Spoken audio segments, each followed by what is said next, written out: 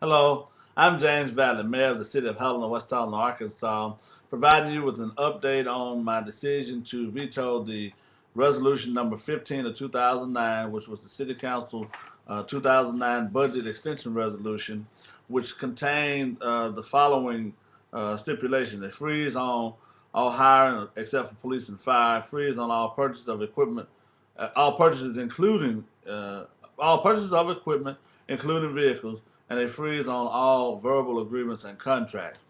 Certainly, the council had the prerogative to pass that uh, resolution if it felt like that resolution was important to the day-to-day operations of the city. However, as we read it and think about what the impact of this resolution is, a freeze on all verbal agreements and contracts would cripple city government operations to the extent that most of our operations are based on verbal agreements or verbal contracts. For example, citizen calls for service, whether it be about water leak or a dog in the neighborhood or a prowler or for 911 call for a car accident, for a fire, for a host of these things that happen. When a citizen calls for service, we in turn agree to provide the service based on the citizen having either been a taxpayer or paid a fee for a service like for sanitation collection or for the water service. But those things are not in writing. Those contracts are not made every day.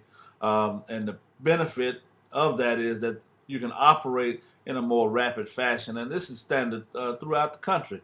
Generally, if an item does not take more than a year to perform, there's no need to have a written contract. And for us to come out and pick up your trash at your house doesn't take a year, it takes a few minutes. So we don't need a contract for that. For the police to respond to a 911 call doesn't take a year, it takes a few minutes. So there's no sense in us being in a situation where we cannot perform the basic duties of city government.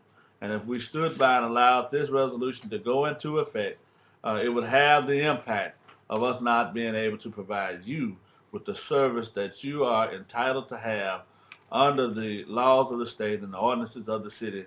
And therefore, it is in it is my decision that is in the best interest of our citizens that this particular resolution be vetoed.